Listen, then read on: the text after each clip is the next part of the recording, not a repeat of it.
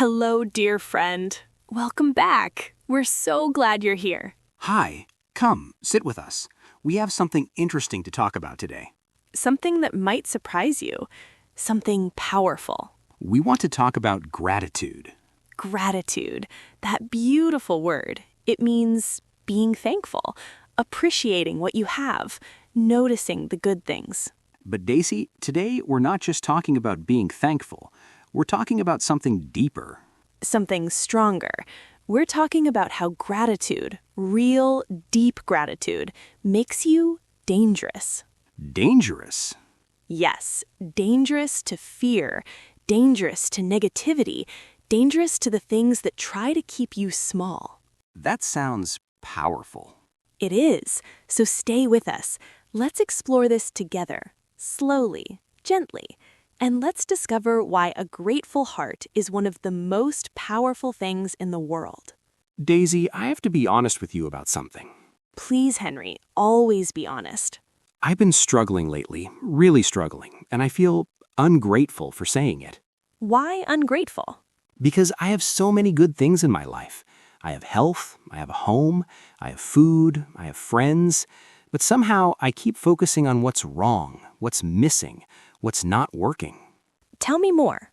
Every morning, I wake up and my mind immediately goes to my problems, my worries, the things I need to fix, the things that aren't good enough. Like what? Like, I don't have the job I want. I don't have enough money. I'm not where I thought I'd be by now. I look at other people and they seem so ahead of me, so successful, so happy. And I know I should be grateful. People tell me, just be grateful for what you have. But it feels fake, like I'm pretending, like I'm forcing myself to ignore real problems. Oh, Henry, that's so honest and so human. But I feel stuck.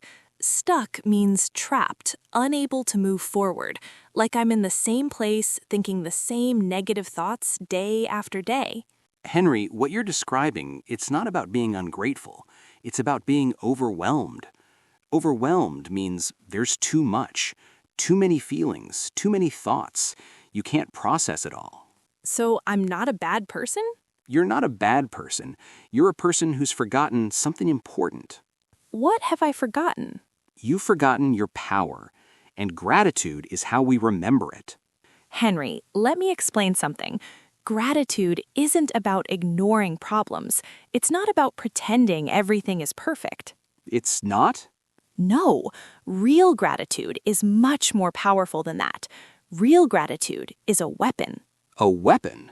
Yes, a weapon against despair. Despair means hopelessness, feeling like nothing will ever get better, like you're powerless. I feel that sometimes. Many people do. And here's what happens. When we focus only on what's wrong, we become small. We become victims. Victim means someone things happen to, someone with no control, someone who's helpless. And gratitude changes that? Gratitude reminds you that you're not helpless, because even in difficult situations, even when things are hard, you can still find something to appreciate. And that ability, that choice, that's power. The choice to notice the good? Yes, and when you make that choice, something shifts. You stop being someone things happen to. You become someone who responds, someone who finds light in darkness, someone who's dangerous to defeat. Dangerous to defeat. I like that. And that's why gratitude makes you dangerous, Henry, because a person who can find reasons to be grateful, even in hard times, that person is unstoppable. Unstoppable means nothing can stop you. You keep going no matter what. Let me tell you about a woman named Amira. Please do. Amira had a good life, a beautiful home, a successful business, a loving family. Everything seemed perfect. What happened? In 1 year, everything fell apart. Her business failed, she lost all her money, she had to sell her home, her marriage ended, and she found herself starting over at age 45.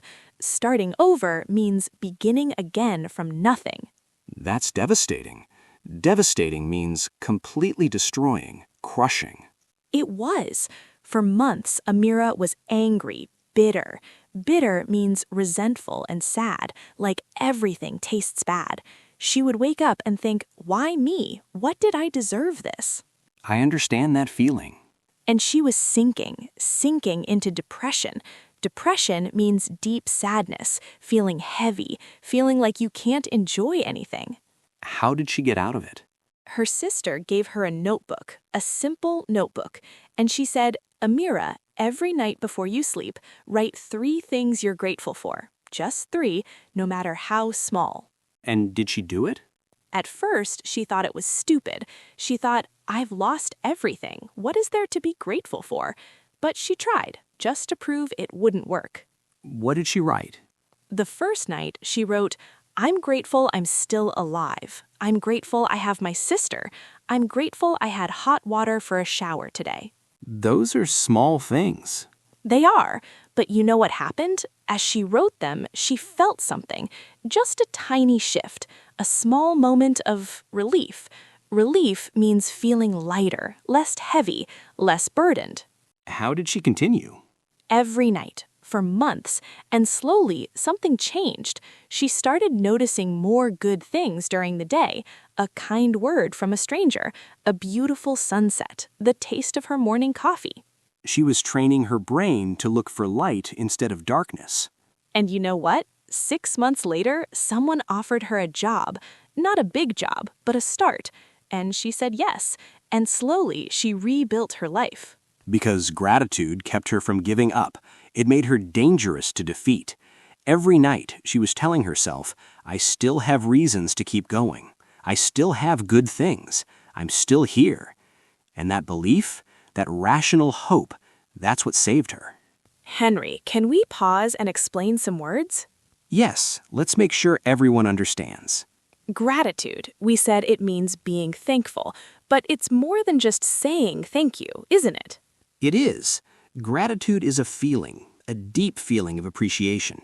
It's when you notice something good and you let it touch your heart. You really feel it. So it's not just words. No, it's not just saying, I'm grateful. It's feeling, this matters, this is valuable, this makes my life better. What about dangerous? That's an unusual word for this topic. It is. Dangerous usually means likely to cause harm, something to be afraid of. But here we mean dangerous to the forces that try to stop you, dangerous to fear, dangerous to negativity. You become someone they can't defeat. I love that. Another word, perspective. Perspective means how you see things, your point of view. 2 people can look at the same situation and see it completely differently. Because they have different perspectives? Exactly. And gratitude changes your perspective. It helps you see what's there, not just what's missing. What about resilience? Oh, that's important. Resilience means the ability to bounce back, to recover, to keep going after something hard happens, like a tree that bends in the wind but doesn't break. And gratitude builds resilience. It does, because when you practice gratitude, you're reminding yourself that you've survived before, that good things still exist, that you're stronger than you think. I want to share a story about a man named James. Tell me. James was successful on paper. Good job, nice apartment, but he was miserable. Miserable means deeply unhappy, suffering. Why was he miserable? Because every morning started the same way. His alarm would ring, he would reach for his phone, and for the next hour he would scroll. Scroll means move through information on your phone, looking at social media, news, messages. And what did he see? Other people's perfect lives, bad news, problems in the world, arguments online. And by the time he got out of bed, he felt anxious. Anxious means worried, nervous, like something bad might happen. His mind was poisoned before the day even began. Exactly. And he carried that poison all day. He was irritable. Irritable means easily annoyed, quick to get angry. He snapped at colleagues, he couldn't focus, he felt heavy. What changed? One day, his friend gave him advice. His friend said, James, stop looking at your phone first thing. Instead, before you get out of bed, Think of 3 things you're grateful for. James thought it was silly, but he was desperate. Desperate means willing to try anything, feeling like you have no other choice. So he tried. The first morning he lay in bed and thought, I'm grateful for this comfortable bed. I'm grateful my body is healthy. I'm grateful I have work to go to, even if I don't love it. Simple things. Simple things. And then he got up and he didn't check his phone until after breakfast. How did he feel? Different, calmer, more centered.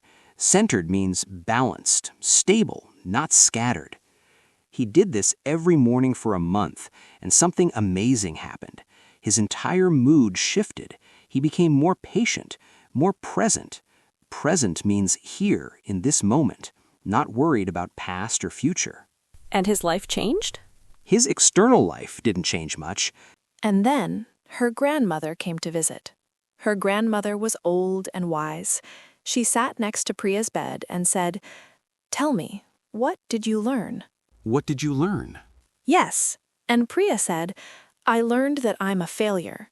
And her grandmother said, "No, tell me what you really learned about yourself, about studying, about pressure." And did Priya answer? Slowly, she started talking. She said, "I learned that I study better in the morning. I learned that I need breaks. I learned that I put too much pressure on myself. I learned that one exam doesn't define me." And her grandmother said, "Those are valuable lessons. Be grateful for them." Grateful for failure? Grateful for the lessons. And that changed everything for Priya. She stopped seeing herself as a failure. She started seeing herself as a student, someone who's learning, someone who's growing. Did she try again? She did, 6 months later, and this time she passed. Not just passed, she excelled. Excelled means did extremely well, better than expected. Because she learned from her failure? Because she was grateful for it, and that gratitude made her dangerous. Dangerous to doubt, dangerous to fear. She knew she could fail and survive. She knew she could learn and grow. Nothing could stop her anymore. I have another story, Daisy, about a doctor named Michael. Please share it. Michael worked in a busy hospital. Every day he saw pain, sickness, death. It was exhausting. Exhausting means so tired you can't continue. That sounds difficult. It was. And after 10 years, Michael started to hate his job. He would come home angry, frustrated. He would complain to his wife. The system is broken. The patients are demanding. Nothing ever changes. His wife worried about him. She could see him becoming bitter, hard, losing his compassion. Compassion means caring about others, feeling their pain, wanting to help. What happened? One day, he treated a little girl. She was very sick, terminal illness. Terminal means she wouldn't recover. She would die. That's heartbreaking. It was, but this little girl, she was smiling, laughing, playing with her toys. And Michael asked her mother, "How is she so happy?" And the mother said, "Every day we talk about what we're grateful for. Today she's grateful she can eat ice cream. Yesterday she was grateful for the sunshine through the window. She finds joy in small things." That little girl was teaching him. She was. Michael was overwhelmed. He went home that night and couldn't stop thinking about her. Here was a child facing death, and she was grateful. And here he was, healthy, safe, alive, and he was miserable. So he started his own practice. Every night he would write in a journal, "Today I'm grateful I helped someone. Today I'm grateful I have the knowledge to heal. Today I'm grateful I have a job that matters." Did it change him? Completely.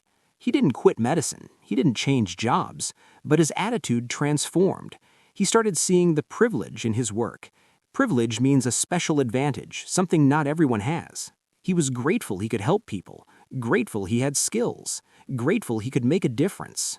And he became dangerous. Yes, dangerous to burnout, dangerous to bitterness. No matter how hard the days were, he could always find something to appreciate, and that kept him going. One last story, Henry. This one is powerful. I'm listening. There was a man who was wrongly imprisoned. Wrongly means he didn't do the crime. He was innocent, but he was locked up for 5 years. That's terrible. Injustice. Injustice means unfairness, wrong treatment. It was. And for the first year, he was consumed by anger. Consumed means completely taken over, filled with. He was angry at the system, at the judge, at the witnesses who lied. He couldn't think about anything else. I don't blame him. No one would. But that anger was destroying him. Destroying means breaking down, ruining. He couldn't sleep, couldn't eat. He was making himself sick. And then another prisoner said something to him. An old man who'd been there for 20 years.